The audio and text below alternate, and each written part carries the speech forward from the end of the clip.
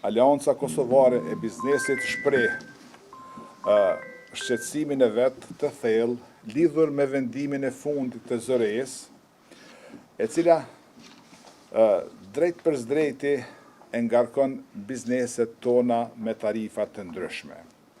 Prandaj, problemi thelbësor i kësaj çështje është vendimi i zëres që do të sjellë pasoja. Rritja e çmimit të energjisë elektrike 16.1% është një pjesëmarrje dhe një rritje e madhe.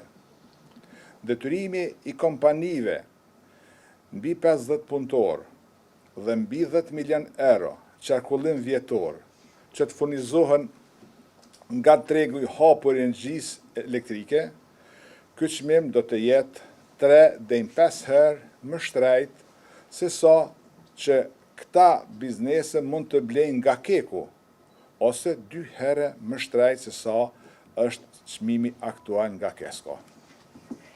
Kjo situatë është e papranueshme, sepse cënon konkurrencën e qëndrueshme të prodhuesve vendor, rrit ndjeshëm koston për biznese dhe shërbyese tregtare, krijon pabarazi strukturore dhe diskriminim ekonomik, në kundërshtim me kushtetutën dhe parimet e tregut të lirë. Kërkesat e Aleancës Kosovare të Biznesit, drejtuar zëres, që të bën rishikimin e menjëhershëm të vendimit për kalimin e detyrueshëm të bizneseve nga tregu aktual në tregun e hapur, dhe sipas neve kjo është e padrejtë. Vendosja një periudhës tranzitore me subvencionim ose me çmim të kontrolluar. Kërkojmë transparencë të plotë për formimin e çmimit të tregut të hapur. Prandaj, ne si Aleancë e Biznesit i drejtohemi edhe qeverisë të Kosovës që urgjentisht të subvencionoj prodhuesit dhe eksportuesit si shtyllë strategjike të zhvillimit ekonomik të Kosovës, përfshirë këto edhe kompanitë shërbyese dhe tregtare. Përfshirja e energjisë për biznese në një pakut me ndihmë ekonomike, njësoj sikur për anvisni. Përfshirja e energjisë për biznese me pakun e ndihmës ekonomike do të ndihmonte thellë bizneset vendore. Krijimi i një fondi për stabilizim të çmimit të energjisë për sektorin privat. Rritja e prodhimit të brendshëm të energjisë dhe krijimi i një tregut të lirë real me konkurrencë të ndershme. AKB udhëzon bizneset dhe anëtarët e vet të ndryshëm. Në këtë situatë të rënduar, të qëndrojmë të bashkuar dhe të ushtojmë presion institucional për ndryshim, të raportojnë çmimet të padrejta dhe praktikat e pabarabarta nga tregu i hapur. Të gjitha bizneset, të cilat kanë oferta dhe kanë mundësi që të blejnë energji elektrike në tregun e hapur, të sjellin ofertat dhe të shikojmë se si është duke u keq përdor tregu i hapur. Qëndrimi përfundimtar i Aleancës Kosovare Biznes është se ne nuk jemi kundër liberalizimit të tregut të energjisë, por kërkojmë një liberalizim të drejtë, të balancuar dhe të arritshëm për të gjithë. Modeli aktual i vendosur nga zoreja dhe i toleruar nga qeveria është një kërcënim i drejt për drejti për mbijetesën e qindra bizneseve tona, për eksportin kombëtar dhe për mirëqenien dhe punëtorët e Kosovës.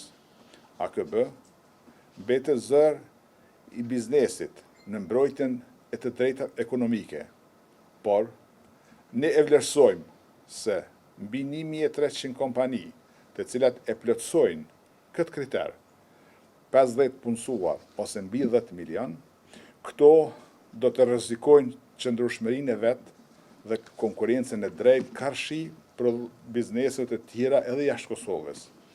Prandaj, rreth 200 kompani të ndryshme, të cilat kanë marrë oferta deri me tani, pothuajse secila është e lidhur përmes Kecit dhe Keskos. Është e padrejtë që bizneset tona, prodhuese ose shërbyese, që i plotësojnë këto dy kritere, këto të detyrohen të blejnë energji elektrike jashtë Kosovës, kurse në KEK i mbahet ky ekskluzivitet vetëm këtyre kompanive. Prandaj, kjo është pabarazi e madhe. Në KEK është aktualisht 29.5 euro për megawatt orë, kurse bizneset tona do detyrohen që të blejnë këtë energji jashtë tregut Kosovës rreth 200 euro, varësisht nga çmimi i berzës. Kurse Keci dhe Kesko, këtë energji që mbarë 29.5 euro, e shesin në tregun e Kosovës rreth 90 euro. Dhe ne e vlerësojmë që kjo është e pabarabartë për bizneset tona, për prodhuesit tonë dhe për ekonominë tonë. Ne këtë vendim mendojmë që duhet të pezullohet më njëherë. Është vendim shumë i gabuar dhe i jo mirë menduar. Ideja e liberalizimit të energjisë është që mos të krijohet monopol, edhe të ketë kushte më favore për bizneset, sidomos për prodhuesit. Mirë po, kjo liberalizimi i energjisë në Kosovë, neve si biznesi na dëmton jashtëzakonisht shumë. Ne si kompani kemi kontrata 4 deri në 5 vjet afatgjate, që i bjen ne nuk e dim se si do të funksionojmë pas një qershorit. Kushtet cilat i kanë qitë numri i punëtorëve edhe qarkullimin, kjo është vetë se ju ka dhënë hapësirë disa kompanive për me manipulu, që sigurisht do të rimendohet që të bëhet ndarje e punëtorëve e tjerë, mos të flas mirë, po nuk e marr si kushte që janë të qelluara. E keqja e ton kësaj është që edhe Kesko, si furnitori vetëm në Kosovë, del me oferta për me na furnizu neve me energji mirë, po me çmime të rritura. Ne si kompani jemi të zhgënjur edhe nuk e di se si do të funksionojmë tash tutje edhe për kontratat që vetë i kemi të nënshkruara. Faleminderit. Vendimi për kalimin tregun e lirë të energjisë elektrike paraqithash është një vendim që është komunikuar shumë vonë, nuk ka pas përgatitje adekuate. Unë mendoj që është dashur spaku në vit më herët të bëhet me dije të gjitha kompanive të mëdha dhe përgatitet strategjia e kalimit.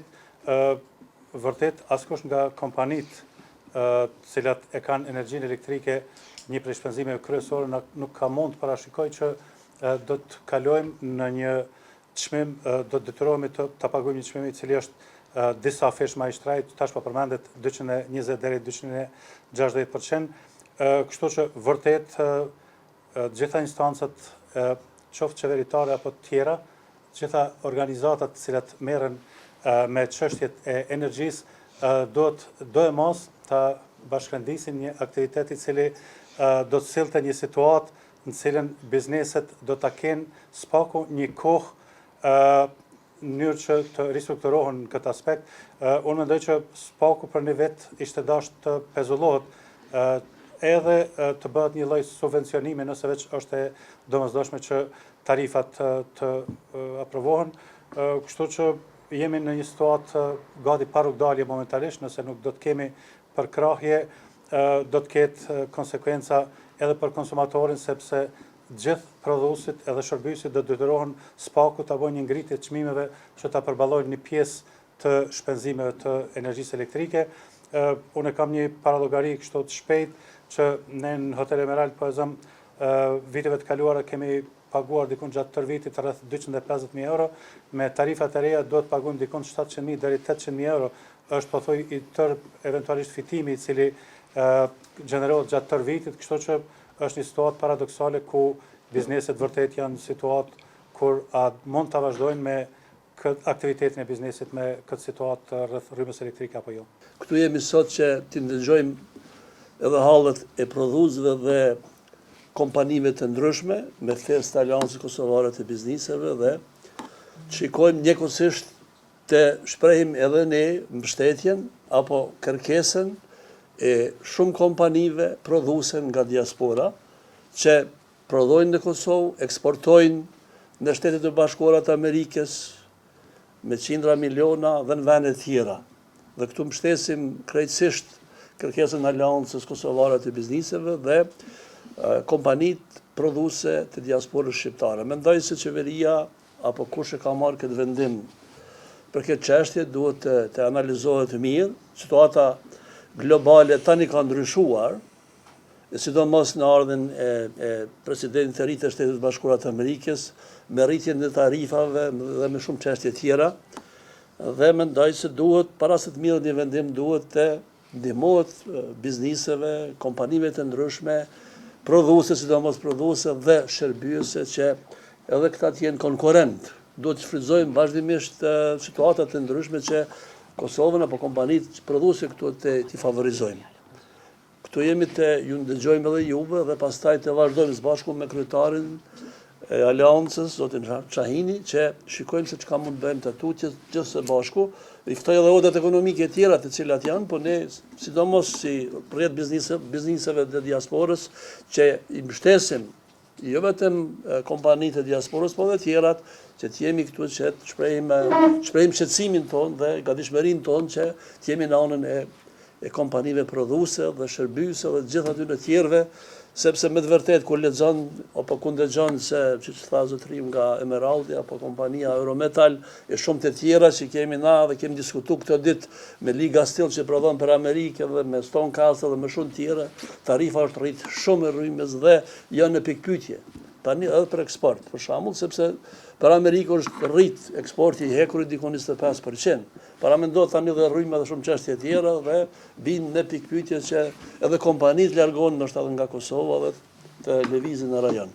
Nuk isha dashur të ndodhë kjo, mendoj se ata njerëz ose qeveria apo kushdo që është kompetent të ndëgjon këto zërat të kompanive prodhuese dhe të kryetarit të AKB-s dhe tonin që të shqyrtojnë të çështje dhe shikojmë çka mund të bëjmë së bashku. Faleminderit shumë. Normalisht që kemi ndëgjuar në vazhdimësi kërkesat dhe problemet që kanë pas bizneset. Ato probleme ne i kemi adresuar me kohë edhe pranë organeve përgjegjëse. Ajo çka ne presim dhe duhet prej qeverisë është me reagu, sepse është një temë e cila po na prek çdo ditë, edhe është një temë që ende nuk ka zgjidhje. Domthonë, çdo herë po flasim për koston që e ka rritja e këtyre çmimeve, për ndikimin që e ka te biznesi, mirë, po ende deri më sot nuk kemi një veprim konkret. Kohëve të fundit do kërkuar që ky vendim i zrresht të stopohet, pezullohet për një kohë caktuar. Mirë, po ajo çka edhe ne në emër të AKB-s kërkojmë është që qeveria të reagojë. Reagimi është pezulllimi i këtij vendimit deri në vendin të radhës. Vendimi i radhës normalisht bëhet nga ato që i thanë edhe parafaqet, bashkë diskutim, bashkë bisedim, bashkërendim i kërkesave të bizneseve, deri te ajo që vendimin në fund kur të merret një vendim tjetër të jetë i përshtatshëm, i pranueshëm dhe mos jetë barr për biznes, sepse nëse vazhdohet me këtë trend, e thanë edhe prodhuesit, është shumë lehtë me thonë nuk arrit energjia 250%, unë po i rrit çmimet 180%. Kjo anën tjetër ndikon edhe te rëndesa e aspekteve tjera që prek edhe qytetarët. Kështu që edhe ne i bashkohemi kërkesës së thirrjes së AKB-s që ky vendim sa më parë të pezullohet edhe për një vendim të radhës të ketë një lloj diskutimi dhe parafrimi i kërkesave nga ato që u folën sot në takim. Unë veç kisha me apelu direkt te qeveria edhe te KESCO, nëse nuk e bëjnë anulimin e këtij vendimi që e kanë marrë për neve si kompani që s'kem qenë të njoftura ad hoc, neve na mbetet me largu pjesën e punëtorëve që të bëjmë në atë nivelin e 50 punëtorëve, mos pagujmë energji elektrike, domethënë me rritje, edhe atëherë në të merret qeveria, ose në të merret shteti me punëtorët që të kemi larguar.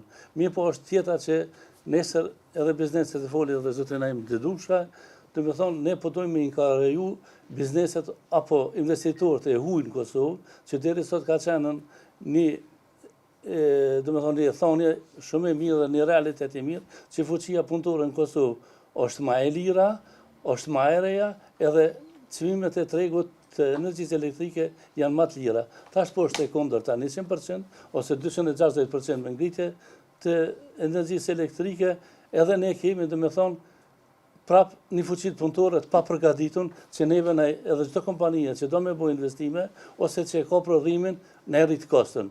Me këtë qeveria neve po do me na falimentu, mirë po nëse falimentojnë bizneset private, falimentojnë edhe vetë shteti.